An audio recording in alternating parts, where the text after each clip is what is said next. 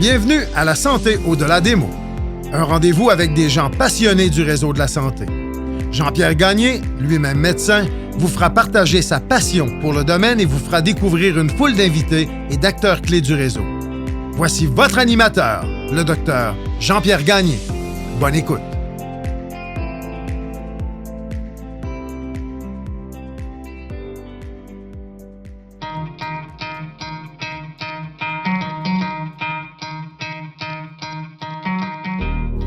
Je prends un court moment pour remercier les commanditaires qui rendent possible la diffusion du podcast La Santé au-delà des mots.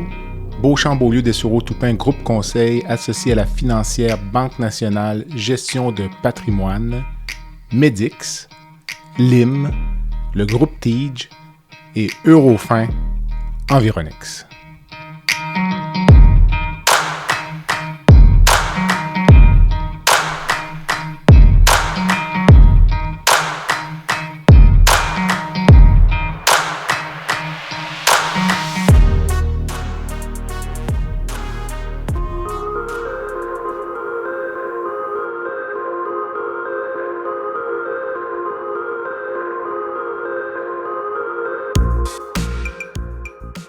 Bienvenue au balado La Santé au-delà des mots. Je reçois aujourd'hui Dr Victoire Sato, radiologiste française et entrepreneur. Victoire a quitté la pratique médicale il y a quelques années pour se consacrer entièrement à son entreprise de Good Goods qui combat la fast fashion.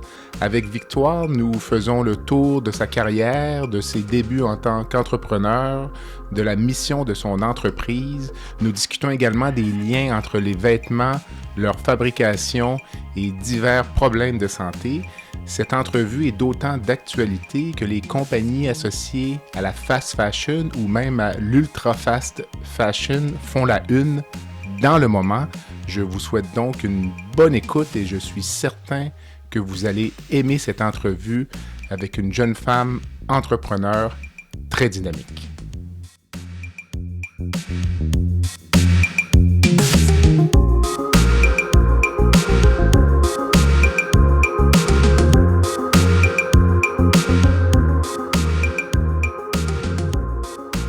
Victoire, bon après-midi. Hello Jean-Pierre, Ça va merci bien? de me recevoir. Écoute, ça va super bien. Tout un honneur pour moi, là, donc merci d'avoir accepté l'invitation au balado La Santé au-delà des mots. Les auditoires excuseront peut-être ma voix un peu matinale, donc il y a un petit décalage horaire, donc toi tu es au fait de ta performance et moi je sors du lit il y a 1 heure, mais ça fait partie des aléas du podcast, mais au moins on peut se rejoindre. J'ai une petite matinée de réunion dans les pattes quand même, donc tu vois, on est un peu even. Ok, c'est bon. Écoute, je t'ai donc découverte évidemment par les médias sociaux, puis j'ai été en bon québécois, on peut dire flabbergasté, donc sidéré par ce choix de changement de carrière. Je te dirais que ce sont des choses qu'on ne verrait probablement pas au Québec ou au Canada, là, donc pour toutes sortes de raisons, là, de quitter la profession médicale pour se lancer un peu dans le vide comme ça. Donc, on va en discuter au cours des prochaines minutes. Mais j'aimerais que tu me résumes là, donc, ton parcours médical, parce que c'est quand même pas rien. Là, c'est pas, Puis ensuite, on va se lancer dans la mode. Avec joie. Et puis surtout, on va faire le pont entre les deux. Exact. On a l'impression que c'est un saut dans le vide, mais il y a vraiment des connexions. Au contraire, il y a des ponts et c'est ça qui rend la chose intéressante. OK. Et ben enchantée. Donc moi, je suis Victoire Sato. J'ai 36 ans aujourd'hui. Je suis à Paris et je suis effectivement radiologue interventionnel précisément. Donc pour mon parcours médical, peut-être si je remonte avant même un peu ça, j'ai, on va dire, un destin de médecin qui est profilé et conditionné familialement. OK. On se rejoint là-dessus un peu. Okay. Ah ben voilà, comme beaucoup peut-être. Il y a une vocation qui est un petit peu orientée, on va dire, pas contrainte mais orientée. Mais j'étais une petite tête scientifique, j'adorais apprendre et puis c'est un métier un peu fascinant. Mon père est médecin, mes grands-parents pharmaciens, voilà. Donc d'emblée, il a été dit que je ferais ça. J'avais quand même des doutes parce que j'ai voulu tantôt être designer automobile, tantôt fabriquer Vogue. J'étais passionnée par la mode, par le textile, les magazines aussi. Mais c'était pas vraiment des métiers, tout ça. Donc, bon, la médecine est restée en fil conducteur. J'ai quand même fait un bac économique et social. Je pense qu'on n'a pas le même niveau, les mêmes modalités de description des études supérieures, mais en gros, le bac chez nous, à l'époque, il y avait une filière plutôt littérature, une filière économie et une filière plutôt sciences. Et moi, je suis allée en économie et sciences sociales. Et qu'à cela ne tienne, j'ai quand même tenté médecine en me disant ce serait dommage de regretter de ne pas avoir essayé, en sachant que dans ma promo de 1000 personnes, on était 2 à ne pas avoir de bac S. Donc, c'était quand même un peu un challenge. Et je suis une personne de défi, donc je me suis prise au jeu. Et j'ai passé ma première année en bachotant et je l'ai eu. Là-dessus, chaque année, à partir de la deuxième année, je me disais, c'est super intéressant, j'aime beaucoup ce que j'apprends, mais je ne sais pas si c'est vraiment ma place, ma réalité. Et comme en parallèle, je suis hyper bonne élève, que j'ai une méthodo assez rompue au concours, enfin, je suis une machine de travail, je crois. Et donc, j'avais certaines facilités. C'était pas des études désagréables du tout, au contraire. Donc, j'ai poursuivi, j'ai fait tout mon externat à Nice pendant 6 ans. Donc en France, on a 6 années d'externat de médecine générale. Ensuite, on passe un deuxième concours, qui est le concours de l'internat. Et ça nous donne accès à une ville et une spécialité en fonction du classement national. Et donc, on est 8000 étudiants par année à passer ce concours. Et puis, en fonction du numerus clausus, s'il y a 30 places de cardiologie à Bordeaux, il faut être classé dans les X pour avoir la possibilité d'y être, etc., etc.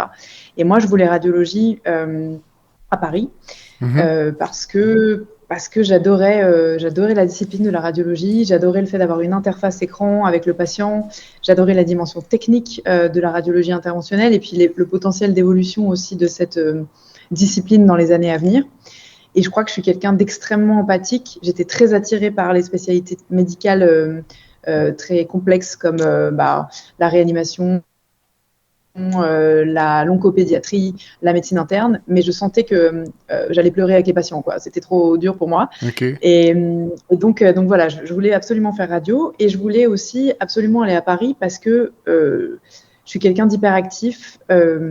J'ai besoin d'être dans des grandes villes. J'ai grandi à côté de Nice et je savais qu'il fallait que je pousse les murs, quoi. Et donc je me suis dit, Paris, il va y avoir une offre de conférences culturelles, artistiques, mode aussi, qui va me permettre de respirer en dehors de l'internat. Et donc, j'ai réussi à avoir ce classement-là. J'ai eu un super classement au concours. Je suis arrivée dans les 300 premiers sur les 8000, donc ce qui m'a permis d'avoir un super internat pendant 5 ans, que j'ai adoré par ailleurs. Donc là, pour te donner un peu plus de contexte, en fait, tous les 6 mois, pendant 5 ans, on change d'hôpital dans Paris. J'ai fait aussi un interchu, donc un stage où je suis retournée à Nice pendant 6 mois pour apprendre l'interventionnel avec un des pontes internationaux. Et puis, à la suite de ça, j'ai fait une année de post-internat, donc de clinica, à l'hôpital Foch, qui est à Suresnes, à côté de Paris. Et à l'issue de cette année, j'ai décidé de ne plus poursuivre à l'hôpital, alors que ça avait été une question de faire de l'universitaire et de devenir professeur. Le profil académique, là.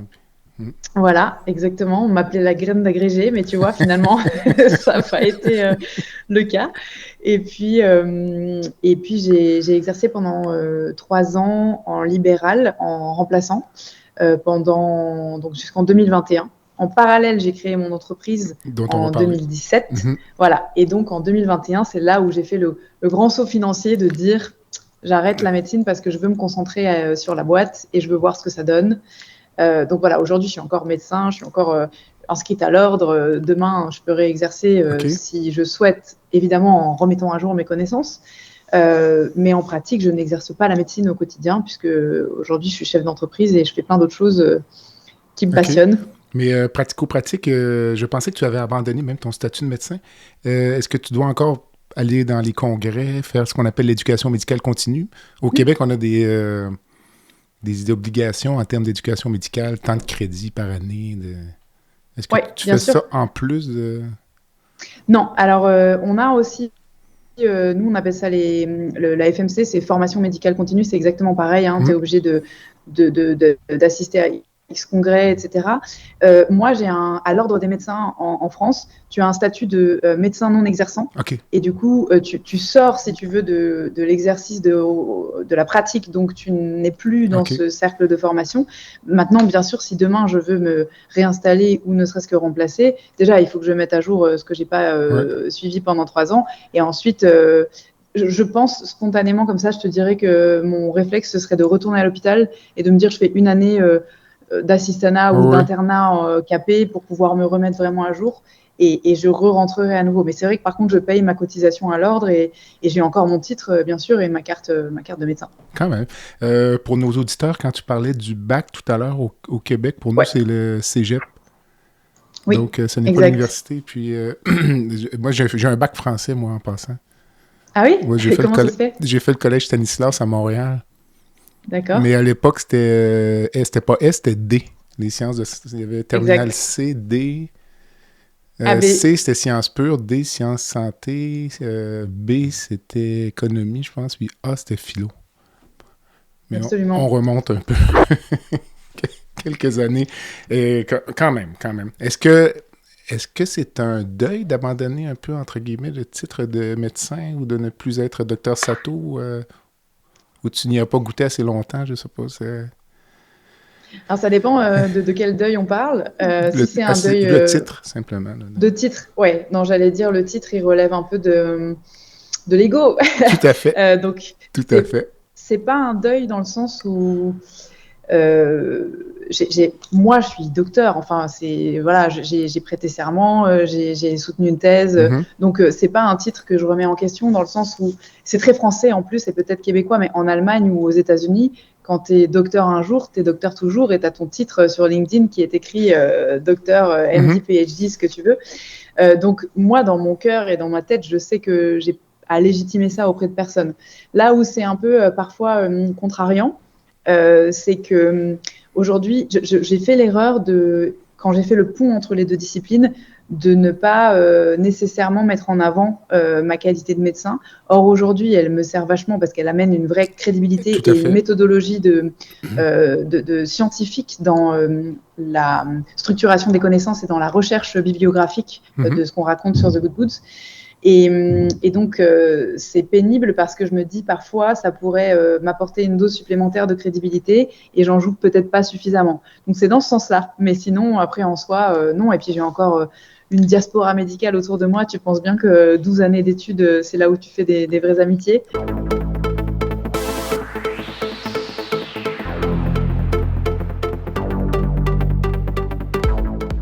L'IM Santé est fier de lancer Emilia, la toute première application qui permet aux patients de se concentrer pleinement sur leur échange avec leurs professionnels de la santé, tout en générant automatiquement des notes claires, faciles à consulter, à traduire et à partager avec un proche ou un autre professionnel.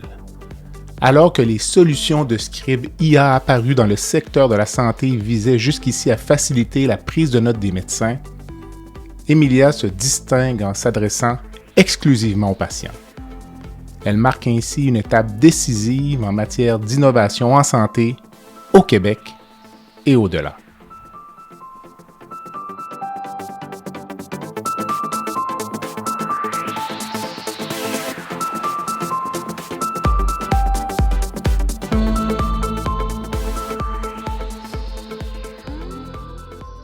Mais avant de parler là, de ton projet, donc tu nous disais que c'était un petit peu un destin familial, mais j'imagine que quand tu as pris cette décision-là, il y a eu des petits contre-coups dans le nid familial. Là encore, pas vraiment. C'est assez marrant, mais alors pour plein de raisons. Déjà parce que j'ai des parents extraordinaires qui m'ont écouté, soutenu et qui m'ont fait confiance. Ensuite, je pense qu'ils l'ont fait parce que moi, je me suis toujours dit, je vais faire médecine et personne ne pourra m'embêter après ça parce que, en fait, ce sera un parachute doré quoi qu'il advienne. Et mes parents avaient cette sensation que si jamais je me plantais, au bout de 3-4 ans, tu plantes ta boîte ou tu galères, tu peux réendosser cette cape. Et aujourd'hui, je sais que si même j'exerçais plus demain la radiologie telle que je l'ai eu fait, parce que par ailleurs, c'est une discipline qui est au quotidien dans l'exercice routinier du privé, me passionne pas. Tu vois, scroller des scanners et des IRM, avec l'idée d'avoir un cabinet fixe à un endroit, c'est vraiment pas quelque chose qui me fait rêver. Je conçois que ça puisse aller à d'autres, mais pas du tout à moi. En revanche, avec mon bagage maintenant d'entrepreneur, ma passion pour l'innovation et cette volonté de transmettre, je me verrais bien avec un poste hybride dans un groupe de santé, dans un labo, tu vois, enfin dans une boîte qui fait de l'IA, peu importe. Je sais qu'il y aurait des passerelles, donc je pense que mes parents savaient que de toute façon, j'allais retomber sur mes pattes. Et en plus de ça, c'est vrai que depuis que je suis enfant, j'avais ce discours, je disais, je vais faire médecine pour faire plaisir à mes grands-parents et après on verra. Et je voulais aussi, j'avais plein de projets annexes que je pensais être annexes, mais tu vois, je voulais, quand j'avais gagné suffisamment d'argent, je me projetais un jour avec une galerie d'art. J'ai toujours écrit, j'ai eu beaucoup de contenu, tu vois, de type blog, etc. Enfin, donc j'ai toujours été assez protéiforme. Et d'ailleurs, j'ai été beaucoup en souffrance en médecine de cette verticalité et de l'étroitesse d'esprit, qui est aussi liée au fait qu'on n'ait pas le temps beaucoup de creuser dans autre chose, que c'est tellement titanesque la masse de choses qu'il y a à apprendre, et c'est des études qui sont tellement sacerdotales.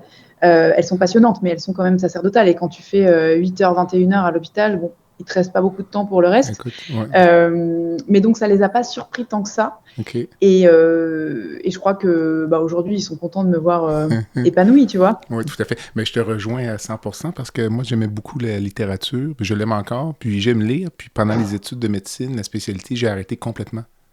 Ouais. Parce qu'il y avait une culpabilité à ouvrir autre chose qu'un textbook. Là, encore une fois, on recule un peu, mais on étudie encore dans les livres de 800 pages. Donc, ouais.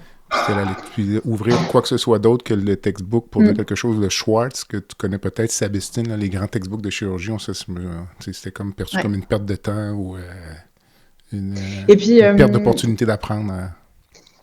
T'as ça, et je trouve que t'as aussi un effet d'entraînement par ton réseau, parce que c'est très corporatiste. En fait, forcément, tu parles entre médecins, tu sors entre médecins. Donc déjà, il y a quand même un système de caste et d'habitudes de classe qui fait que bon, tu te maries entre médecins, tu vois, c'est difficile de sortir de ça. C'est à la fois très riche et en même temps très clanique. Mm-hmm. Et effectivement, quand tu mets un orteil déjà dans une ville un peu plus de plus grande taille, où l'offre culturelle est plus vaste, c'est un peu une caricature, mais c'est vrai que c'est encore vrai aujourd'hui.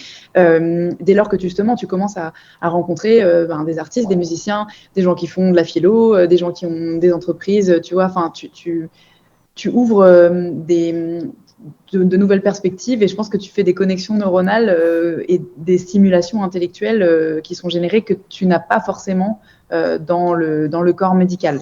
Donc moi, c'est en tout cas une chose qui m'avait interpellée dès le départ et qui me faisait un petit peu souffrir. Et pour reboucler sur ce que tu disais par rapport à la famille, il y a quelque chose que j'ai compris, que j'ai appris et compris au moment justement de ma transition. J'ai travaillé un petit peu sur la mémoire transgénérationnelle et sur l'histoire de ma famille. Et il se trouve que il y a 3 destins de femmes médecins contrariés dans les générations qui m'ont précédée. Donc ma mère, une de mes grand-mères et une de mes arrière-grand-mères, qui auraient voulu et qui n'ont pas pu l'être. Et je me suis dit, quelque part, peut-être que c'était fait pour faire réparation. Le retour à l'équilibre. J'avais fait le job, quoi. Puis, donc, tu as parlé depuis l'adolescence, cet intérêt pour la mode, tout ça. Puis, mais on aurait pu imaginer que tu te lances dans la mode, mais cette interconnexion entre la mode, ce qu'on appellerait la fast fashion, puis l'environnement, tout ça, ça survient quand exactement dans ton parcours? Parce que c'est déterminant. Là. Je pense pas qu'à 14-15 ans, moi, on se soucie pas nécessairement de l'environnement, ou c'était ton cas déjà là, en bas âge? Non, pas du tout. Pas encore. Non, à 14-15 ans, tu parles, je dépensais mes babysitting dans la fast fashion, justement. Alors, il y a plusieurs éléments de réponse. La première chose, c'est que j'ai toujours été très sensible, non pas à la mode, mais aux vêtements. D'accord. Dans toute à 360 degrés, dans ce qu'il incarne et ce qu'il véhicule, sa portée politique, sociologique, économique. Qu'est-ce que ça dit de l'époque? En fait, le vêtement, c'est hyper puissant comme vecteur de communication non verbale à travers les générations. Ça porte plein de révolutions. Et donc, il y a déjà ce phénomène, et aussi la capacité à se transfigurer quelque part. J'ai du côté de ma mère une famille plutôt de gens qui font de la politique. Mm-hmm. Et que ce soit une blouse que tu enfiles ou une tenue d'apparat pour un événement pompeux, tu racontes quelque chose et tu rentres dans une caste à l'aide de ton vêtement. Et ça, je trouvais ça fascinant. En parallèle, j'ai été très sensible et très sensibilisée toute jeune à l'artisanat, à la valeur du travail bien fait, la beauté des choses, que ce soit dans le mobilier ou dans justement le textile. La seconde main aussi très tôt, ça c'est un truc qui, dans ma famille, a été, j'ai infusé dedans depuis que je suis enfant. Et ensuite, ce qui s'est passé, c'est que je suis arrivée à l'écologie dans la mode par le prisme social.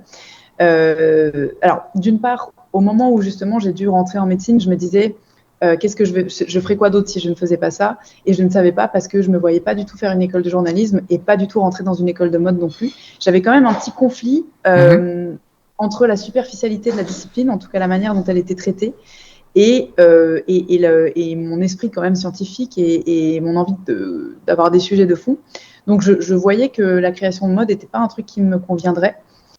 Et donc, je suis arrivée à la notion d'abord l'exploitation sociale en fait des travailleurs du vêtement, puis à l'écologie. Donc, en 2016, ce qui s'est passé, c'est que j'ai fait une pause dans mon cursus de médecine de 1 an pour faire un master 2.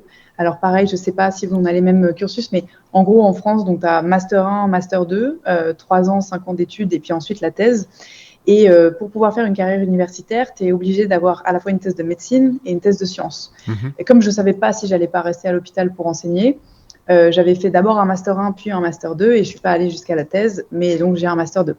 Et le master 2, j'étais pas du tout intéressée par le fait d'injecter des souris pour les mettre dans des IRM, ce qui était ce qu'on faisait classiquement.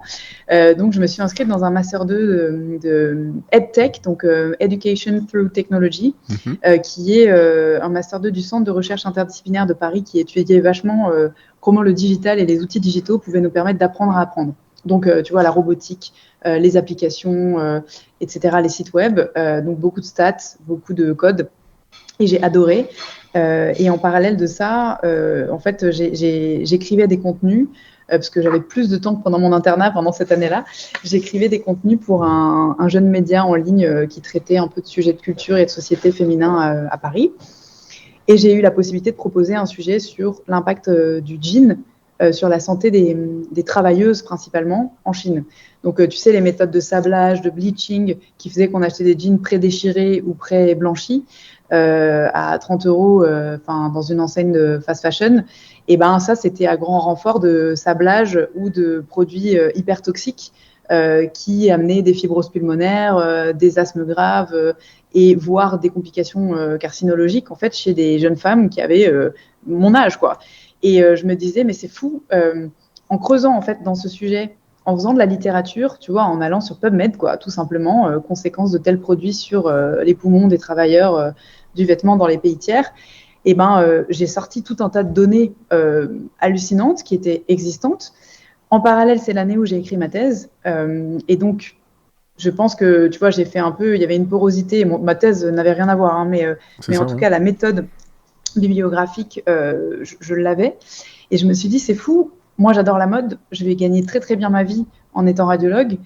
Potentiellement, je vais donner mon argent à des marques qui font n'importe quoi. Mais en même temps, si je cherche des marques responsables qui ne soient pas la caricature de marques écologiques, tu vois, soit dans le trait artisanal bohème, soit dans le trait basique, t-shirt en coton bio, je n'ai pas de réponse. Pourquoi est-ce que les médias d'écologie ne parlent pas de mode, vraiment de mode, et pourquoi est-ce que les médias de mode ne parlent pas d'écologie? Et alors, je dis écologie parce qu'en fait, si tu veux, généralement, la santé environnementale est associée à la santé humaine sur les chaînes de travail, quoi. C'est rare d'avoir une boîte qui gère bien ses employés et qui déverse sauvagement ses produits chimiques dans la nature. Et donc, c'est comme ça que ça a commencé et que j'ai eu l'idée de créer ce média qui, au départ, était un side project, qui était comme un blog, en fait, tu vois, et qui progressivement a pris de l'ampleur et a attiré des professionnels de la mode avec lesquels je travaille aujourd'hui. Donc, on parle de Good Goods. Exactement. Le podcast La santé au-delà des mots est une présentation du groupe conseil Beauchamp, Beaulieu, Dessureau, Toupin de la financière Banque nationale Gestion de patrimoine. Comme nous croyons que la santé financière fait partie de la santé globale, nous sommes heureux de nous joindre au Dr Jean-Pierre Gagné pour vous souhaiter une bonne saison de La santé au-delà des mots.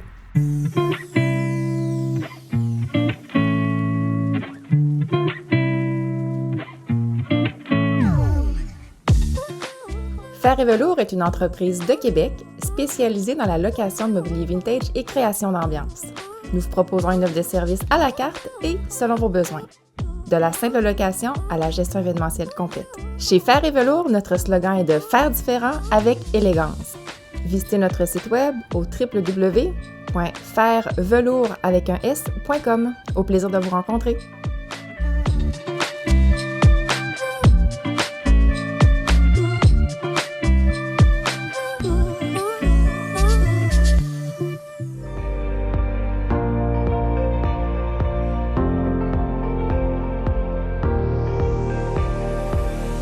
Vous avez des commentaires ou un sujet à nous proposer ou même faire partie de nos invités, visitez le site web de notre balado à www.baladosanté.ca ou sur notre page Facebook de la santé au-delà des mots.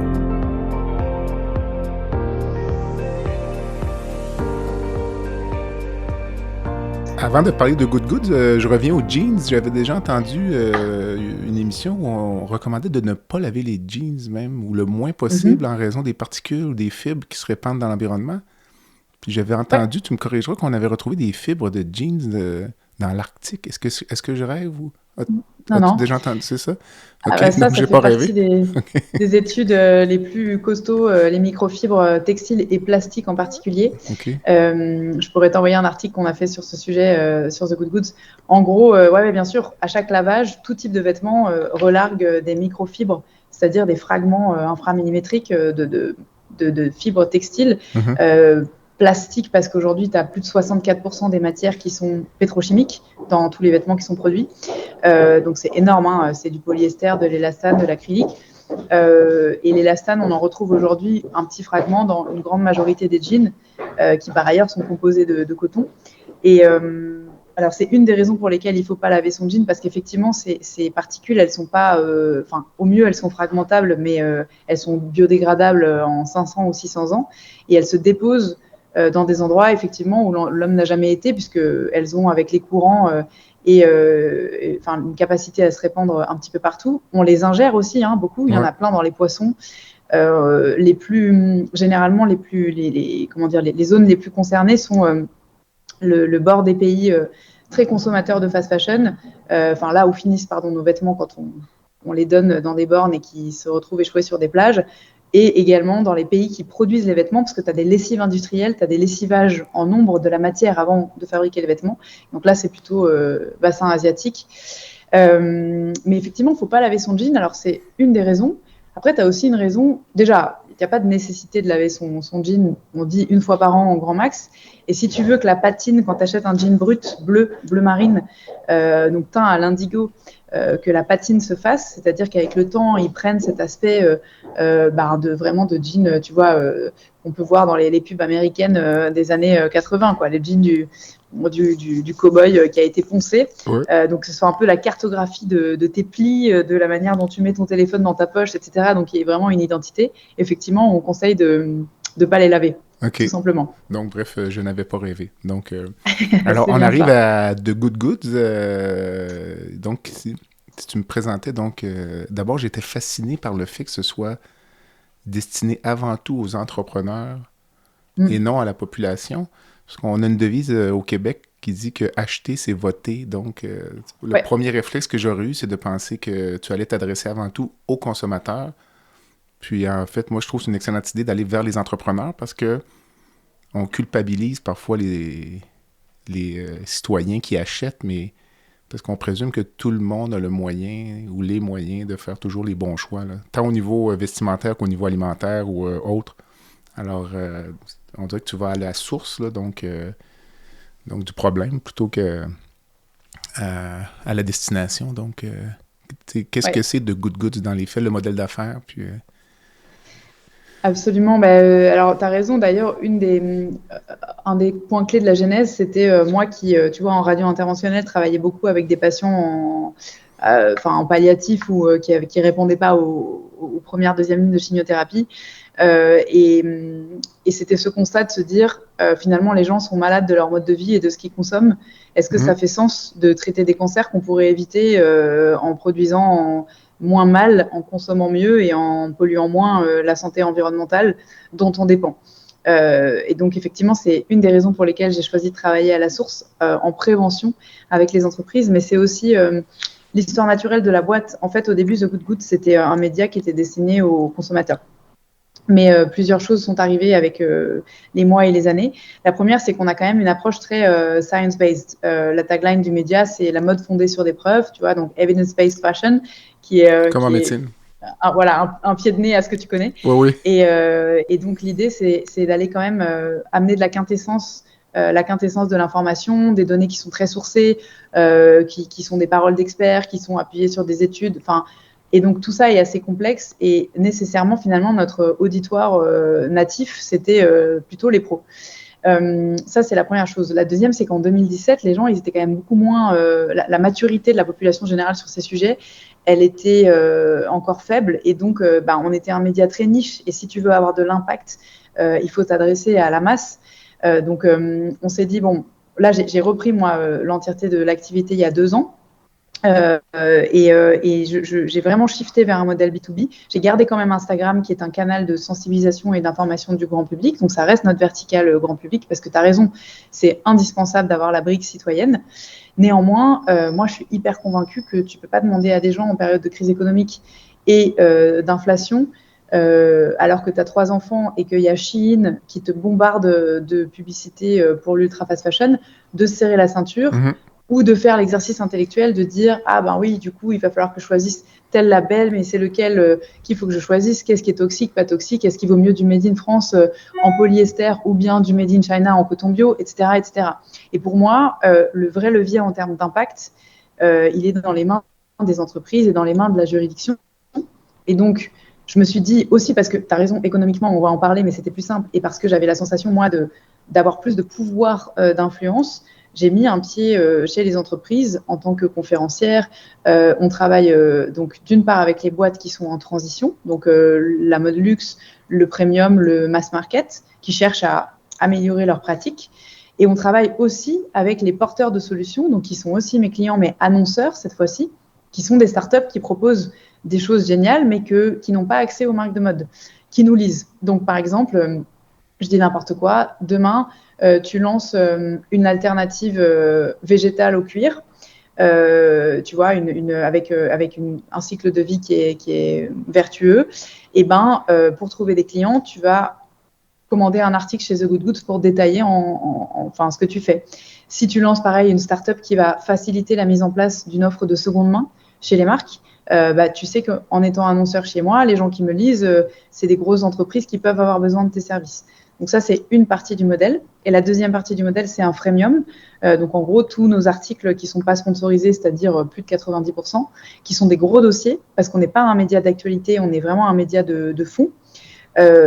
En fait, c'est un petit peu des bibles RSE, donc développement durable. Si par exemple, pareil, tu veux devenir B Corp, admettons, tu veux avoir le label, tu vois ce que c'est le label B Corp, c'est un label d'entreprise qui coche plein de cases environnementales, sociales, marque employeur, etc., qui est développé par initialement.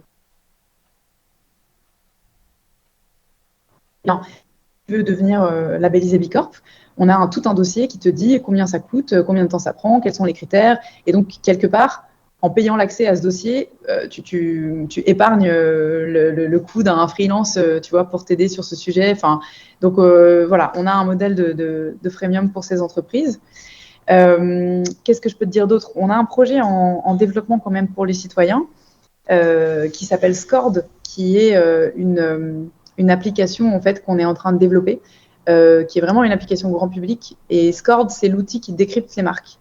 Et donc ça, ce sera une app sur ton téléphone qui fonctionne comme un site e-commerce, sauf qu'au lieu d'acheter des produits, tu vas taper le nom d'une marque ou taper une typologie de produit, par exemple basket ou t-shirt, et on va te sortir des fiches pour chaque marque. On va te dire, voilà, où est-ce qu'elle paye ses impôts, combien elle utilise de matières plastiques, combien elle génère de déchets par an, quelle est son empreinte carbone, etc., pour t'aider à faire des choix.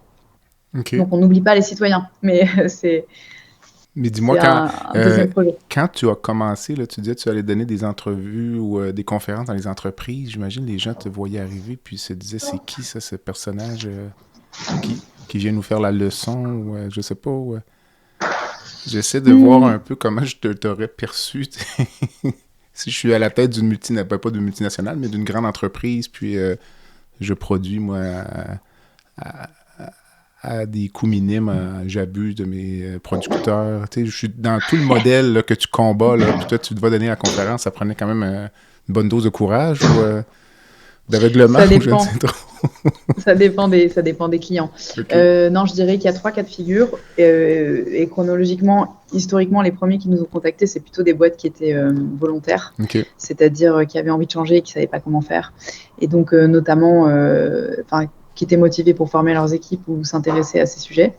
Donc là, c'était pas du terrain conquis, mais en tout cas, c'était du terrain bienveillant. Mm-hmm. Ensuite, tu as les marques qui sont, comme toutes, soumises à la contrainte juridique, parce qu'il y a de plus en plus de lois qui vont leur demander d'avoir telle et telle méthode de reporting sur leurs pratiques sociales, environnementales, etc. Donc ça, c'était plus de l'acquisition de connaissances, parce que tu as une compliance à respecter. Et le troisième cas de figure, qui est le plus actuel et qui est le plus intéressant selon moi, c'est quand tu y vas avec un prisme d'innovation et de compétitivité. Okay. Je te donne un exemple tout simple. Aujourd'hui, il y a des énormes tensions sur les matières premières. Le coton, par exemple, pousse dans des régions du monde qui soit brûlent, soit sont inondées. Donc, il y a moins de coton, il y a moins de coton de qualité. Il y a aussi des faux labels qui circulent.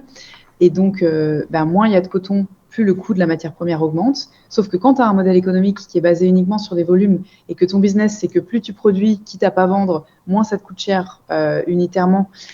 S'il y a moins de coton, enfin s'il y a plus d'eau, il n'y a plus de coton, et s'il n'y a plus de coton, il n'y a plus de t-shirt, et s'il n'y a plus de t-shirt, il n'y a plus de business.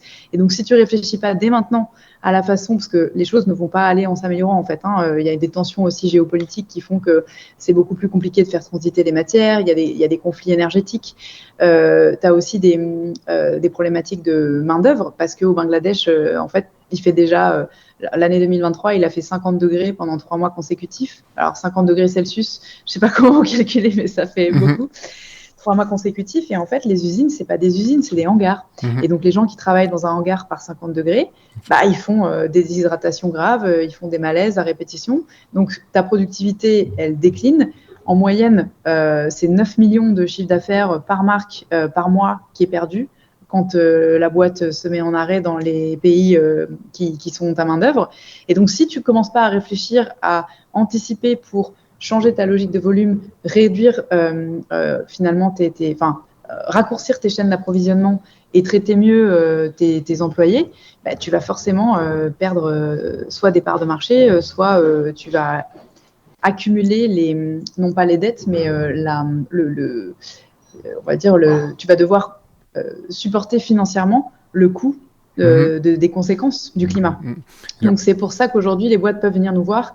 Et c'est assez intéressant parce que c'est quand tu leur mets des enjeux business sur la table, les oreilles sont beaucoup plus ouvertes. Dis-moi, j'aimerais que tu me parles donc on a parlé un peu des enjeux écologiques, économiques, mais la portion, je dirais, sanitaire, santé, là, le risque pour la santé de mal se vêtir, disons. Là. Donc, vous en parlez sur votre site, puis tu as fait allusion tout à l'heure, donc il y a plusieurs enjeux.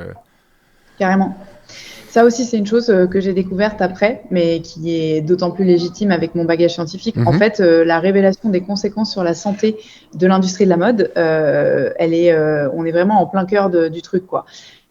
Qu'il s'agisse des travailleurs, donc là, tu pourrais dire, loin des yeux, loin du cœur, rien de nouveau sous le soleil, on exploite des enfants et on balance des produits chimiques chez les cotonculteurs, mais ça ne nous regarde pas. Sauf qu'en fait, aujourd'hui, ces conséquences, on les retrouve à la fois chez les gens qui portent le vêtement, parce que notamment sur les perturbateurs endocriniens, on va avoir des modes d'ingestion qui sont l'inhalation de particules, le fait de mettre ses doigts près de sa bouche une fois qu'on a touché un vêtement qui est recouvert d'un produit anti-tache, par exemple. Ça va être l'absorption transdermique que tu peux avoir aussi. Tu vas avoir l'arrivée de produits dont les composants ne sont pas légaux, allergènes, cancérigènes, reprotoxiques, perturbateurs endocriniens, comme par exemple Shein et Temu, dont on a démontré plusieurs fois que les produits qui étaient testés aléatoirement, ils respectaient pas les normes européennes de sécurité et d'innocuité. Et puis, tu as aussi toutes les conséquences sur la santé mentale de cette espèce de rat race dans laquelle on est tous. parce que tu n'as jamais eu autant en fait, de dépression, de suicide, notamment chez les jeunes, avec la compétitivité liée aux réseaux sociaux, le fait d'avoir l'impression de passer sa vie à la gagner pour s'acheter des trucs qui ne nous rendent pas heureux. Et donc tout ça, on est au balbutiement de ces révélations, mais elles montent en puissance. Plus particulièrement sur la question de la santé vraiment physique, et notamment des polluants toxiques. Je sors une masterclass aujourd'hui même, le 14 janvier, sur laquelle je travaille depuis 8 mois. Une masterclass digitale, donc c'est 10 heures de cours sur le futur de la mode, en 20 épisodes. C'est un peu comme une série Netflix. Et donc, il y a un épisode notamment qui est dédié à cette question des polluants toxiques. Aujourd'hui, on sait que, en fait, si tu décomposes la chaîne de valeur d'un vêtement, la chaîne de production, à toutes les étapes, tu as des polluants chimiques. Donc, tu vas avoir, par exemple, les engrais et les pesticides pour faire pousser les matières, ou bien tout simplement qui sert à fabriquer, on l'a dit, plus de 64% des tissus. Tu vas avoir les lessives industrielles, qui sont aussi des lessives qui sont pétrochimiques. Tu vas ensuite avoir potentiellement donc, des métaux lourds, donc des polluants chimiques, mais qui sont naturels, comme le cadmium, le mercure, l'arsenic, etc., qu'on peut retrouver dans des composants. Parfois, dans les produits Chine, c'est jusqu'à 622 fois plus que le taux légal autorisé, enfin dans les produits pour enfants, tu vois, c'est vraiment délirant. Tu vas avoir ensuite tout ce qu'on appelle les méthodes de finishing, donc les après, anti-froissage, anti-tache, les vêtements déperlants, donc anti-pluie par exemple. Tout ça, ce sont des fines pellicules qu'on applique sur le textile pour le traiter, pour lui donner donc soit des caractéristiques esthétiques, soit des caractéristiques techniques. Et parmi ces après, on retrouve énormément de PFAS. Peut-être que tu as entendu cet acronyme. Donc c'est des substances perfluoroalkylées. Et donc, ce sont ce qu'on appelle des polluants éternels. Il y a des gros sujets en Californie, parce que les entreprises comme 3M, BASF, qui sont des pétrochimistes, les produisent en masse et n'ont pas traité correctement les eaux relarguées dans la nature. Et en fait, ces PFAS, ils sont notamment cancérigènes et perturbateurs endocriniens. Et on les appelle les polluants éternels parce que ils ont des liaisons covalentes. Tu te rappelles les cours de chimie organique? C'est loin, des liaisons covalentes qui sont hyper fortes et très complexes à casser, et donc qui persistent dans la nature pendant des centaines d'années. Okay. Et ils sont malgré tout absorbés dans la condensation, dans l'atmosphère, et on les retrouve dans les eaux de pluie. Donc il y en a aussi au sommet de l'Everest et dans des endroits où l'homme n'a jamais été, parce que finalement, avec le cycle de l'eau, ils se répandent partout. Et le problème, c'est que en fait, ces composants ils ont une bioaccumulation, c'est-à-dire qu'ils vont s'accumuler dans l'organisme. On sait aujourd'hui, par exemple, on parlait des microfibres plastiques, mais qu'on fait des bébés qui sont très pollués. C'est une étude terrifiante qui était parue dans le Lancet qui s'appelle Plasticenta, en gros, qui montre que donc, les pre-polluted babies, c'est des enfants qui ont déjà des microparticules de plastique dans le cordon ombilical, potentiellement dans le cerveau, parce que ça passe par voie sanguine, ça passe la barrière hémato-placentaire. C'est la passage un peu déprime du podcast. Non, mais tout à fait, mais je pense que c'est important d'en parler. Là, donc, Et j'ai oublié d'ailleurs les teintures, mais les teintures aussi sont des gros pourvoyeurs de perturbateurs endocriniens.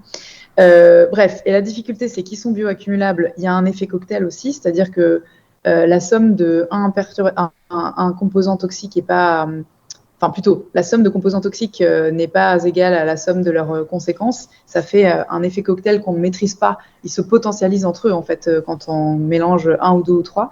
Et on en retrouve jusqu'à 1000 par vêtement. C'est-à-dire qu'il peut y avoir plus de 1000 composants chimiques pour un seul vêtement. Donc, c'est dire si on ne connaît pas les conséquences. Et ce qui est compliqué aussi, c'est la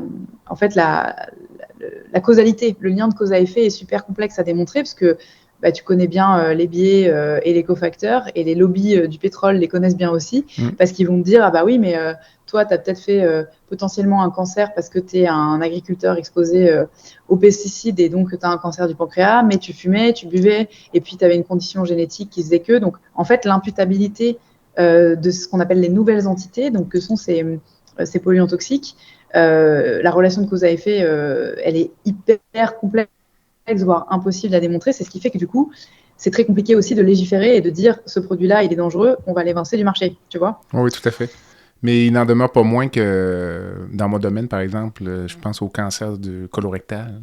Le cancer colorectal est en hausse chez les jeunes, donc je ne peux pas ne pas penser que c'est en lien avec ce qu'on ingère ou ce qu'on porte ou ce qu'on respire. Je veux dire, c'est pas sur un espace de 30 ans que la génétique de l'humain s'est modifiée pour que les gens commencent à avoir des cancers du rectum à 30 ans, alors que c'est une maladie exceptionnelle.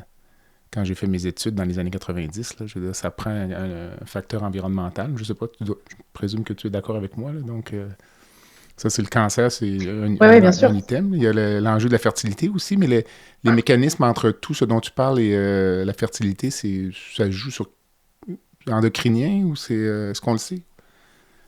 Oui, alors on sait qu'il y a une perte de 50% de la capacité de spermatogénèse des hommes depuis une centaine d'années, qui est directement liée effectivement à la reprotoxicité des composants chimiques.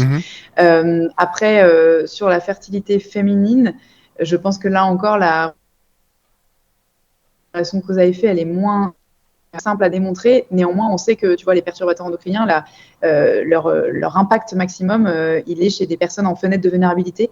Donc, par exemple, la grossesse est très clairement identifiée parce que tu es probablement beaucoup plus réceptive finalement aux signaux hormonaux global. Et puis, les 1000 premiers jours de vie. Donc, la période de conception et d'embryogénèse et de développement fœtal. Et puis ensuite, les premières années de l'enfance.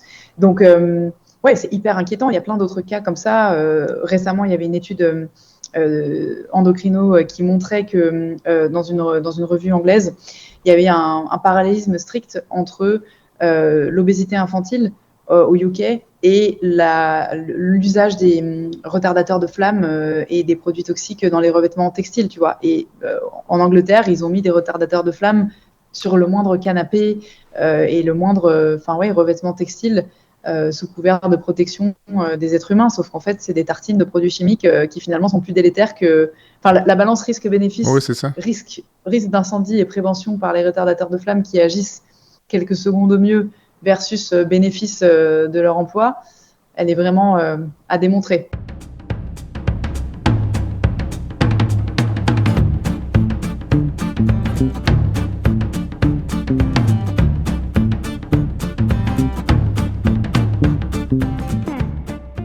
Medix simplifie la facturation médicale des médecins spécialistes, anesthésiologistes, internistes, pneumologues et bientôt les chirurgiens. Grâce à une application mobile conviviale et une expertise personnalisée, Medix fait une différence réelle dans la vie des médecins. Sauvez du temps, réduisez les erreurs et optimisez vos revenus avec Medix. Medix est fier de desservir plus de 60% des anesthésiologistes du Québec. Pour toute question, n'hésitez pas à visiter notre site web à www.medix.com. www.medyx.com ou téléphonez au 514-548-2500. Les syndromes cognitifs, Alzheimer, tout ça, as-tu des données? Parce qu'on parlait de plastique dans le cerveau, là. Parce que... Alors, Alzheimer, pas à ma connaissance. En revanche, Parkinson, effectivement, l'emploi des pesticides et la recrudescence des maladies de Parkinson, l'atteinte des noyaux gris a été démontrée, ouais. Quand même. Ce qui m'a frappé le plus, puis en fait, on approche de la fin, c'est le fait que tu t'attaques aux grandes marques, là, comme tu me parles de Shein, puis que j'ai connu il y a quelques semaines en t'écoutant. Puis même, tu attaques des gens comme Christophe Castaner, qui est un politicien français qui est associé à la marque. Je me dis, ça prend quand même... Au Québec, on dit que les gens ont du front tout le tour de la tête. Je sais pas si c'est une expression que tu connais. Pour taper un peu partout. Non, mais dans le sens que, je veux dire, as-tu peur des représailles? Je veux dire, tu t'attaques à des grosses entités, là. Je veux dire, je sais pas, c'est beaucoup de courage, mais ou tu fonces là-dedans, puis... Et je réfléchis après. Non, alors j'essaye quand même. Non. Il y a plusieurs choses. Déjà, sur la marque Shein, j'ai commencé par lancer une pétition. Enfin, si tu veux, la fin justifie les moyens. Ouais. Je ne peux pas prétendre défendre des marques de mode responsables et laisser Shein dans la nature libre de faire n'importe quoi. Ça n'a aucun sens logique. Si tu veux, c'est comme si tu disais, j'ai une voiture électrique, mais c'était open bar sur les SUV en parallèle. Enfin, c'est une goutte d'eau dans l'océan. Ça, c'est la première chose. Ensuite, il faut quand même réaliser un truc, c'est que la mode, c'est une industrie de non-nécessité. Personne n'a besoin de Chine, personne n'a besoin d'acheter des vêtements toutes les semaines. Et donc, c'est absolument aberrant pour moi, en période de restrictions hydriques pour des pays comme l'Espagne ou de crise environnementale grave, de laisser cette marque complètement impunie et opérer selon son bon vouloir. Donc, ça me paraissait évident d'interdire le modèle économique. C'est pas tant la marque ad nominem, c'est vraiment le fait que l'ultra fast fashion soit autorisé, c'est-à-dire proposer à des coûts aussi bas des produits aussi obsolescents, aussi peu qualitatifs et aussi toxiques. Donc pour ça, j'ai commencé par lancer une pétition pour montrer qu'il y avait un vrai soulèvement citoyen. Ce qui a marché, puisque en quelques semaines, on a eu 300 000 signatures, des relais dans différents pays, etc. Et donc, effectivement, j'étais quand même allée voir une avocate avant pour être sûre de ne pas me faire attaquer en diffamation. Plus, j'avais le soutien de fédérations de mode, la fédération du prêt-à-porter féminin notamment, en la personne de Yann Rivolan, qui est son président, qui m'a dit « mais on te suit, fonce ». Enfin, donc, il y avait quand même des éléments de réassurance. Ensuite, aujourd'hui, mon travail contre Chine, c'est un travail de sensibilisation, d'une part, des citoyens aux méfaits de la marque. D'ailleurs, une vidéo récemment sur le fait que cette marque fasse de l'influence avec des femmes enceintes et des tout petits bébés. Enfin, j'ai c'est vu vraiment ça aussi. absurde. Et ensuite, c'est beaucoup du juridique. C'est-à-dire que c'est pas moi qui dis, qui vais d'emblée casser du sucre sur leur dos, mais je vais voir les politiques en leur disant, en fait, il y a un problème. Et si vous avez régulé le tabac et fait augmenter drastiquement le prix des cigarettes, et contraint les producteurs, il faut faire pareil avec la fast fashion, l'ultra fast fashion, parce que on va tous mourir sous une couche de polyester là. Et en plus du fait d'être impactant d'un point de vue environnemental et de santé, économiquement, pour les marques françaises et pour les marques occidentales, c'est un non-sens absolu de laisser cette marque prospérer. Aujourd'hui, tous les jours, il y a une marque en redressement judiciaire ou qui ferme en France des enseignes historiques qui existaient depuis des décennies, Camaïeu, Naf, Koukaï, etc.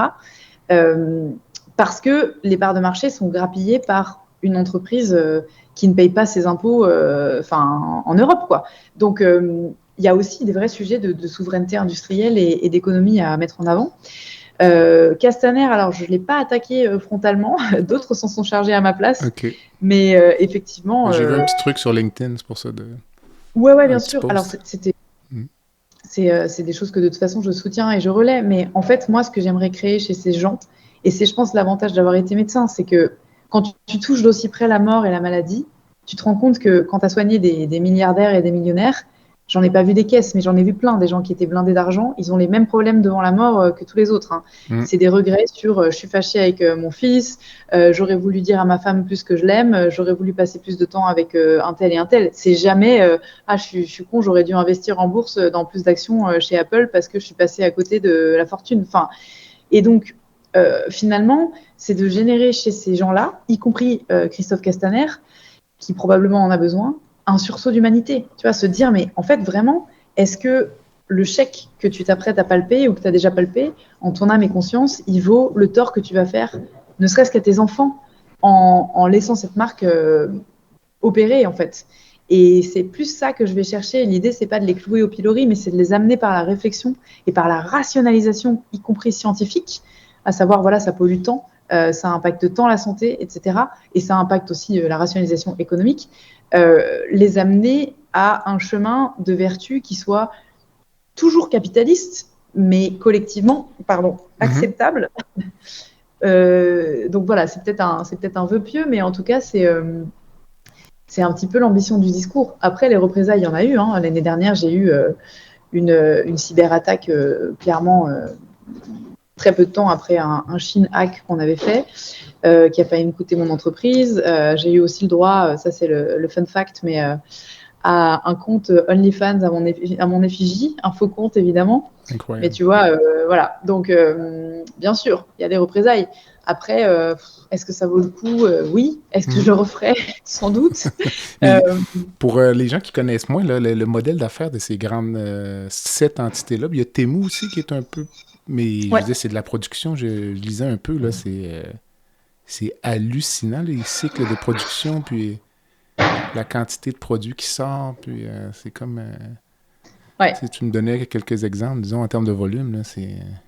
Ouais, absolument. Bah, c'est ce qui les différencie de la fast fashion, hein. En fait, donc ce qu'il faut comprendre, c'est que toute la chaîne de production est différente. Une marque de fast fashion, c'est une marque de mode. Certes, elle produit beaucoup parce qu'elle a un modèle très lean, c'est-à-dire qu'elle a optimisé toute sa chaîne de production.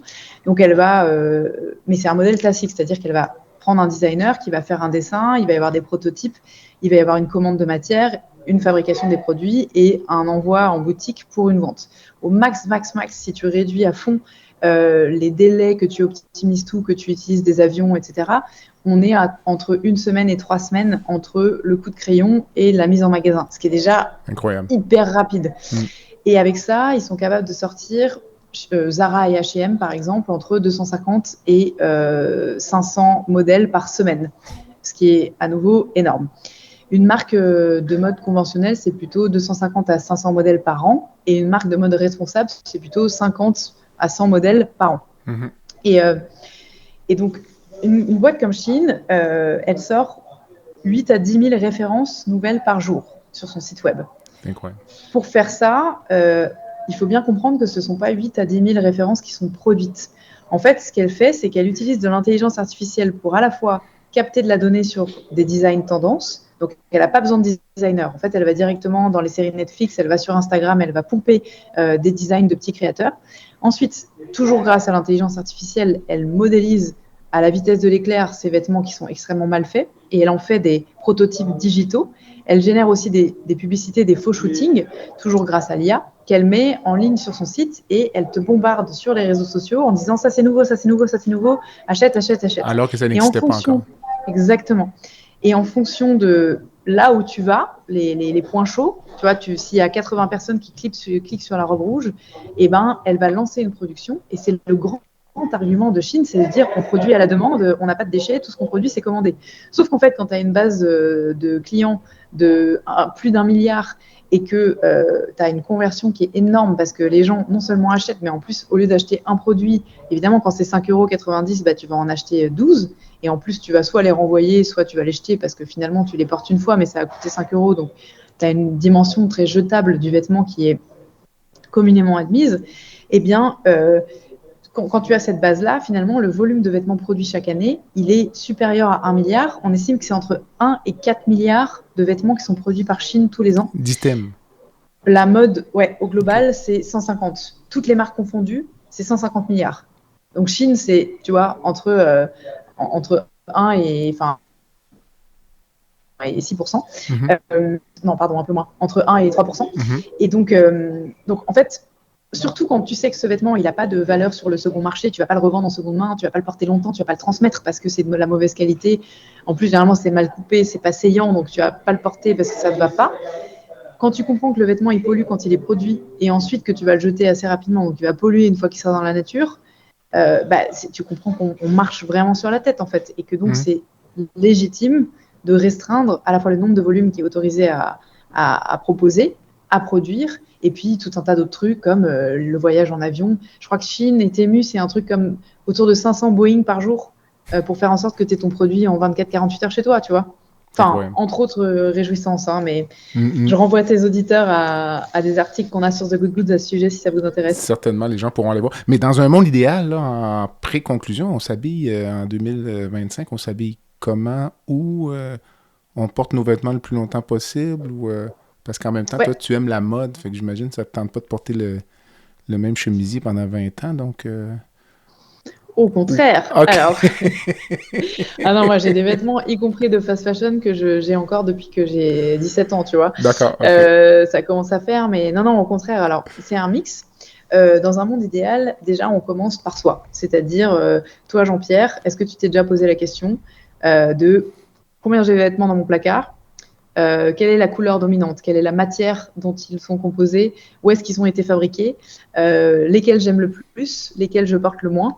Et en gros, quel est le turnover? En moyenne, c'est 30% de ce qu'on a qu'on porte. 70%, il est au placard et on ne le met jamais. Et ensuite, qu'est-ce que j'aime? Qu'est-ce qui me va au teint? Quelle est la morphologie qui me plaît? Et puis enfin, qu'est-ce que j'ai envie d'exprimer? Est-ce que j'ai un style plutôt à la Top Gun Est-ce que c'est plutôt workwear Est-ce que j'aime les couleurs Est-ce que je suis plutôt sartoriale? Enfin voilà, qu'est-ce que tu as envie de me dire? Si demain je te croise dans la rue et que je te connais pas, elle raconte quoi? Ta tenue, tu vois? Ça déjà, à partir de là, ça permet de qualifier et de faire un peu la liste, la wish list. Ce serait quoi tes pièces de rêve? Je veux un Bombers comme ci, comme ça. Je veux un Shearling, une peau retournée. Je veux tel modèle de jean. Je veux tel trench un peu iconique, tu vois, les basiques de rêve. Quitte à ce qu'au contraire, ce soit des pièces qui coûtent cher, des pièces de designer. Et tu vas te mettre en quête de ces trucs-là et tu vas compléter ensuite avec des basiques et des pièces un peu moins originales, mais qui vont être des basiques solides dans lesquels tu vas investir vraiment. Donc, ça va être un t-shirt qui va coûter 50 ou 70 euros, mais que tu vas acheter une fois et pas 5 fois dans l'année, 10 euros chez Primark, tu vois.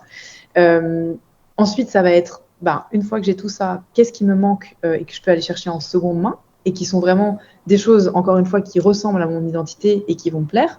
Les vêtements que je ne mets pas, pourquoi je les mets pas? Parce qu'ils sont trop petits, parce qu'ils sont tachés, est-ce que j'aime plus trop le style et qu'est-ce que je peux en faire? Comment, en fait, le maître mot, c'est de comprendre que, enfin, le maître principe, c'est de comprendre que ce qui pollue dans un vêtement, c'est majoritairement l'énergie carbonée, donc charbon et gaz, qui sert à les fabriquer et qui sert à faire tourner les machines qui fabriquent les vêtements dans les pays qui les fabriquent, c'est-à-dire à 90% dans les pays asiatiques.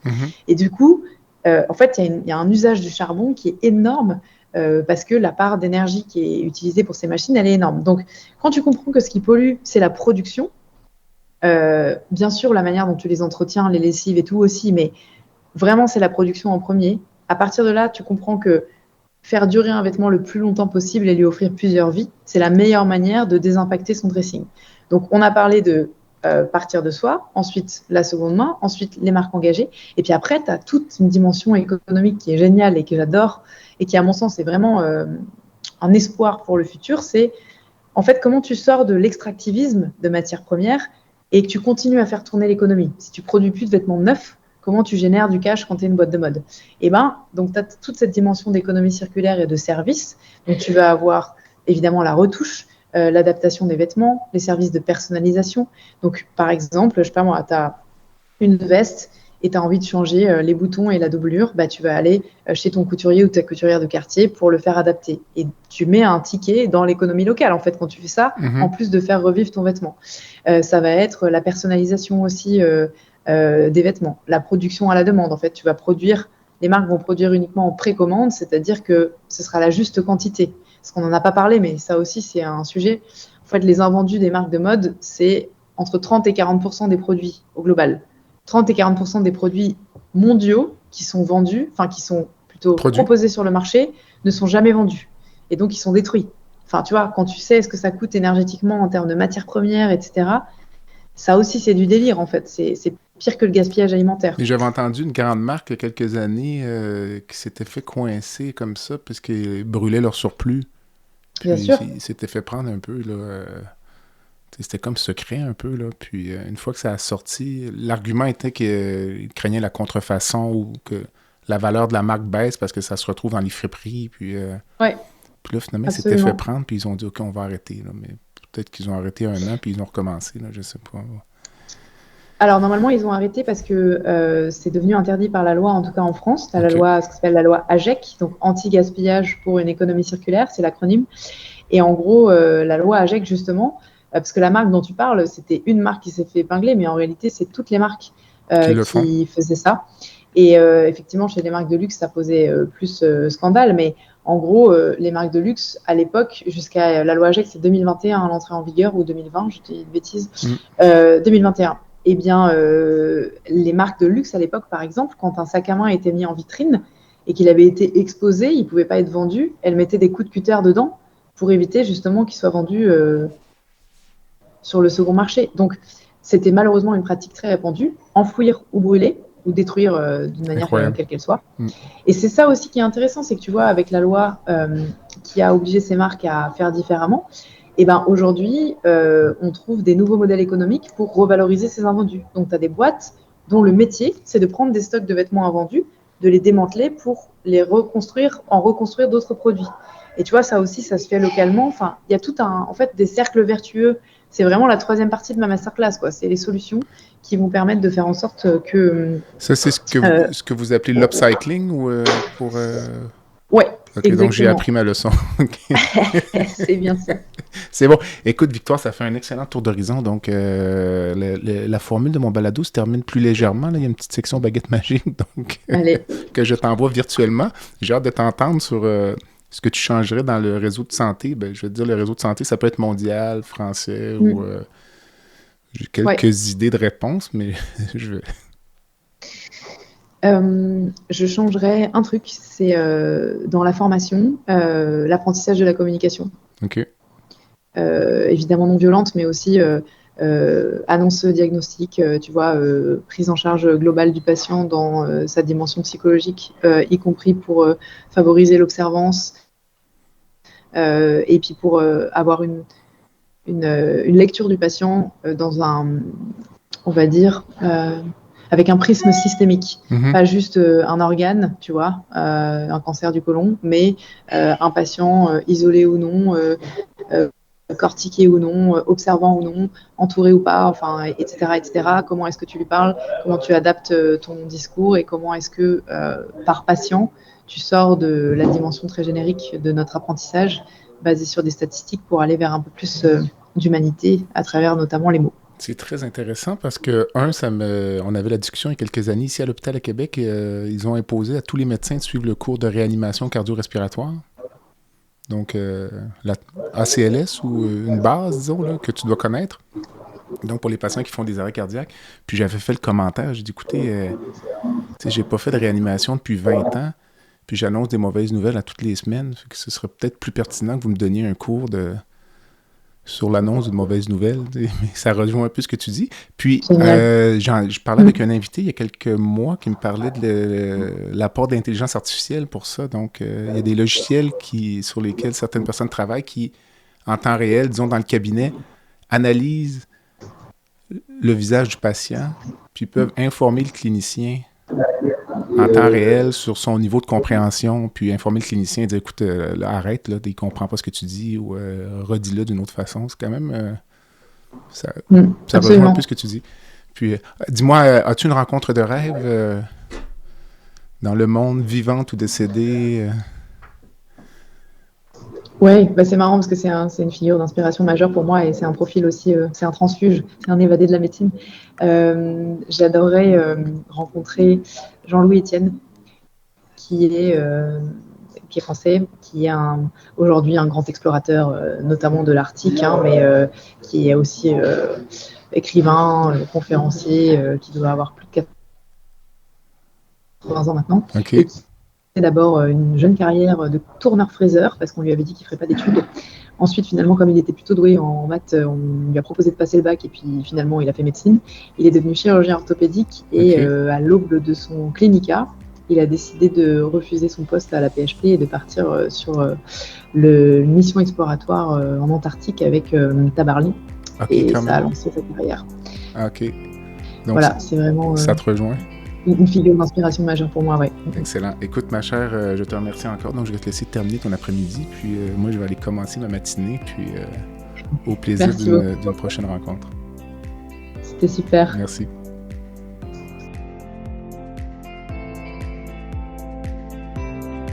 Voilà ce qui complète le balado de cette semaine.